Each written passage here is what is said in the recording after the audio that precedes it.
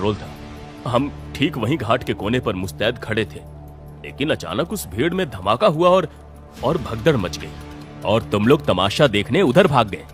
इतना भी नहीं समझ आया कि वो धमाका कोई इत्तेफाक नहीं था, तुम लोगों को भटकाने की साजिश थी। सर, अजीब बात तो ये है कि हम लोग किस भेष में हैं, इस घाट के किस कोने पर खड़े होने वाले हैं, इस बात की पक्की खबर उन तस्करों को पहले से थी।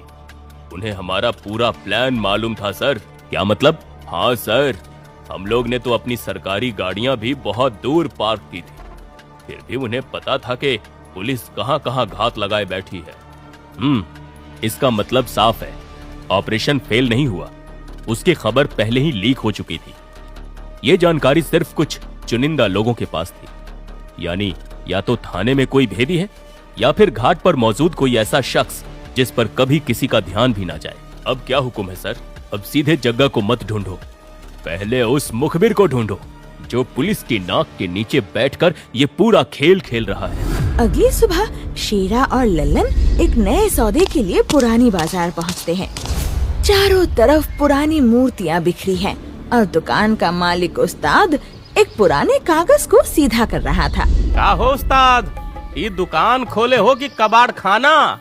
आदमी अंदर आए तो पहले 4 बार छींके हैं? अरे का बोले कबाड़? तुम्हारी आंखों में मोतिया बिंद हो गया है क्या? पारखियों के लिए तो ये जन्नत है। बताओ, आज जग्गा भाई ने क्या मंगवाया है?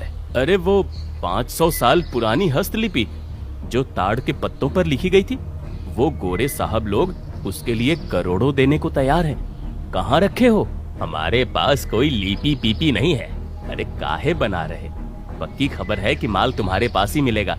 नखरा छोड़ो, जितना बोलोगे उतना नगदी से जेब भर देंगे तुम्हारी। अब 1 करोड़ लगेगा। क्या पगला गए हो क्या? जुबान संभाल के ललन भाई, ये कोई मामूली चीज नहीं है। सदियों तक एक मठ के तहखाने में छिपी ताड़ पत्रों पर लिखी 500 साल पुरानी दुर्लभ हस्तलिपि है।